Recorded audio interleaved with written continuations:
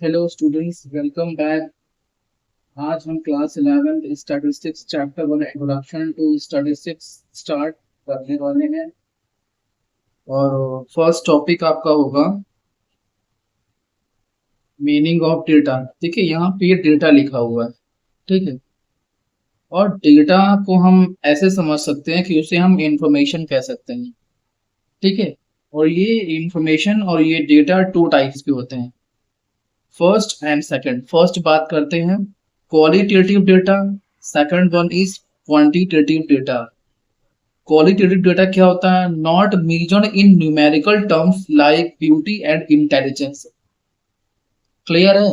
Quality, यहाँ पर quality की बात होगी, जैसे ब्यूटी है, इंटेलिजेंस है।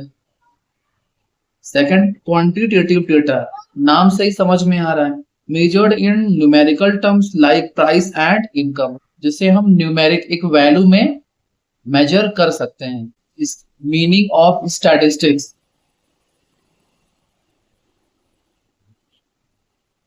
मीनिंग ऑफ स्टैटिस्टिक्स समझिए, मीनिंग एंड डेफिनेशन कह लो। Definition of statistics, statistics is a method of taking decision on the basis of numerical data. देखिए, स्टैटिस्टिक्स के अंदर सिर्फ न्यूमेरिकल डेटा को ही काउंट करते हैं। बात समझ में आई? अभी चीजें जैसे आगे बढ़ेंगी, क्लियरिटी आपको और मिलती जाएगी। Example only number. For example, हम समझते हैं एक डेफिनेशन, एक एग्जाम्पल की हेल्प से समझते हैं इस चीज को कि 2000 में, ईयर 2000 में पॉपुलेशन जानने के लिए गवर्नमेंट ने क्या किया? देखिए, ये मेल है, ये फीमेल है। एक सर्वे किया गया जिसमें ये पता चला, फॉर एग्जाम्पल 60 करोड़ मेल है और 40 करोड़ क्या है? फीमेल है। ठीक है, और इसे हम क्या बोलते हैं? सेंसस। इसके लिए एक सेंसस डिपार्टमेंट होता है, उसे भी हम सेंसस ही बोलते हैं। ठीक है ना? अब गवर्नमेंट ये देखेगी कि 60 करोड़ मेल और 40 करोड़ फीमेल के ऊपर कितना एक्सपेंसेस हम कर सकते हैं। ठीक है ना?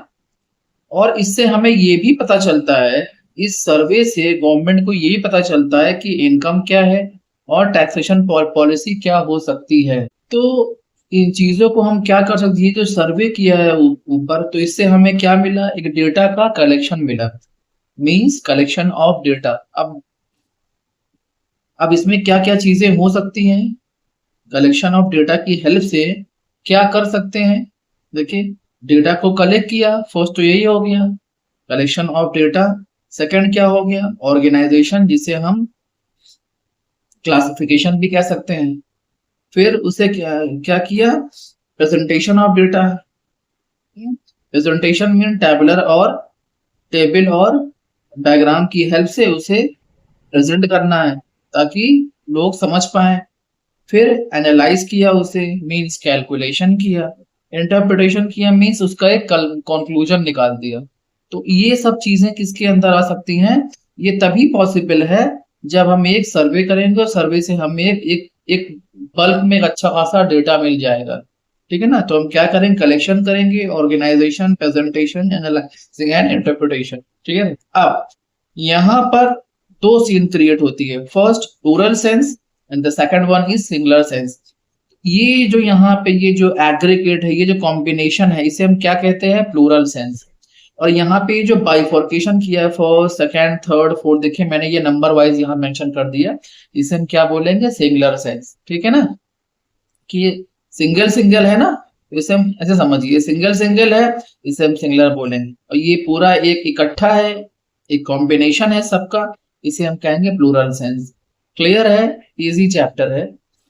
First plural sense and the second one is singular sense.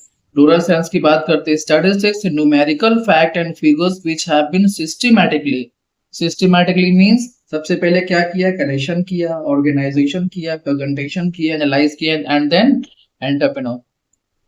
ठीक है ना? Conclusion, collected for a definite purpose in any field of study, भाई किसी भी फील्ड की बात हो सकती है। ठीक है। Second singular sense, statistics means method and techniques related to collection, organizing, presentation, analyzing and interpretation of data। तो ये इसके डेफिनेशन थे, सिंगुलर और प्लूरल के बेस्ड पर। अब यहाँ पर स्टेज की बात करेंगे, स्टेज ऑफ स्टैटिस्टिकल स्टडी। अब क्या क्या स्टेजेस हो सकते हैं आप देखो। First stage collection of data, data को कलेक्ट करना। Second organisation of data, means edit करना ताकि लोग उसे समझ पाए आखिर ये है क्या। Third presentation of data, table और पाई चार्ट और डायग्राम के फॉर्म में ताकि लोगों को समझने में इजी हो जाए। Third analysing of data means calculation. And the last conclusion या फिर इंटरप्रिटेशन ऑफ डेटा। फीचर्स की बात करते हैं। Features of statistics means plural sense, ठीक है ना। अब देखिए फीचर्स क्या हो सकते हैं इसके। First aggregate of fact, aggregate of fact means combination, ठीक है ना। मैंने पीछे समझाया आपको, सिंगल सिंगल वाले की बात नहीं कर रहे हैं। कलेक्शन ऑफ डेटा को मैंने क्या नाम दिया था, कॉम्बिनेशन, ठीक है ना, एक well packed. For example cow has 6 leg. थोड़ी देर के लिए मान लो, मानने में क्या जाता है भाई, कैट के। अब अच्छा सिर्फ इसी की बात करते हैं कि अगर मैंने कहा कि गाय के 6 पैर होते हैं तो इसे स्टैटिस्टिक्स नहीं बोल सकते भाई। यहाँ पे आप क्या मेजर करोगे, क्या कंपेयर करोगे। स्टैटिस्टिक्स वहां वो करता है जहां पे चीजें दो हो और आप कंपेयर कर पाओ। जैसे कैट के 2 लेग्स हैं, काऊ के 6 लेग्स हैं, तो अब यहाँ पर आप क्या कर पाओगे, कंपेयर कर पाओगे ना। बात समझ में आ रही है ना। तो एक चीज को सामने रख के आप कोई कंपैरिजन, कोई स्टैटिस्टिक्स नहीं बना पाओगे। आप देखिए अब, ठीक है ना। अब उसी के बेस पर, इस एग्रीगेट ऑफ फैक्ट के बेस पर यहाँ पे डेफिनेशन मेंशन है। A single data does not make it statistics. एक सिंगल डेटा से कोई स्टैटिस्टिक्स नहीं बनती भाई। No conclusion from drawn from it, और उससे कुछ बना भी नहीं सकते, कोई कंक्लूजन भी नहीं निकाल सकते। Only aggregate numbers of fact is called statistics, ठीक है ना।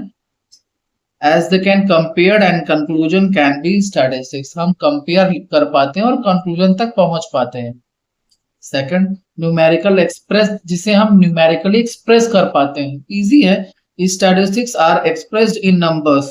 Qualitative aspect like small and big are not called statistics. मैंने पहले भी आपको समझाया कि स्टैटिस्टिक्स में हम सिर्फ क्वांटिटेटिव डेटा को ही मेंशन कर पाते हैं, only numeric value. Third multiplicity of causes, statistics are not affected by a single factor but are influenced of many factors।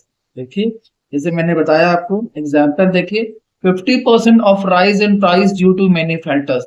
भाई देखिए मैंने बोला कि किसी भी प्रोडक्ट के प्राइसेस में 50% बढ़ गए, तो उसकी एक वजह होगी ना। अभी प्राइस अगर बढ़ी है तो प्राइस बढ़ने की भी एक वजह होती है।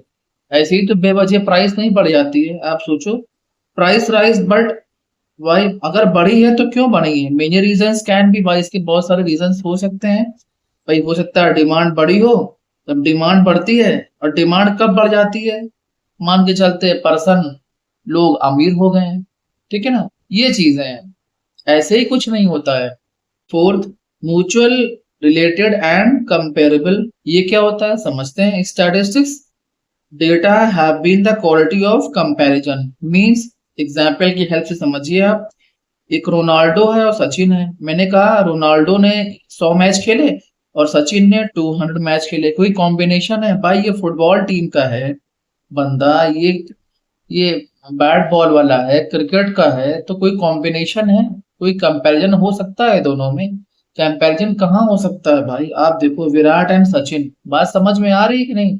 ये दोनों सेम फील्ड को बिलोंग करते हैं, ये डिफरेंट फील्ड को बिलोंग करते हैं, ठीक है ना। दोनों का सेगमेंट ही अलग है।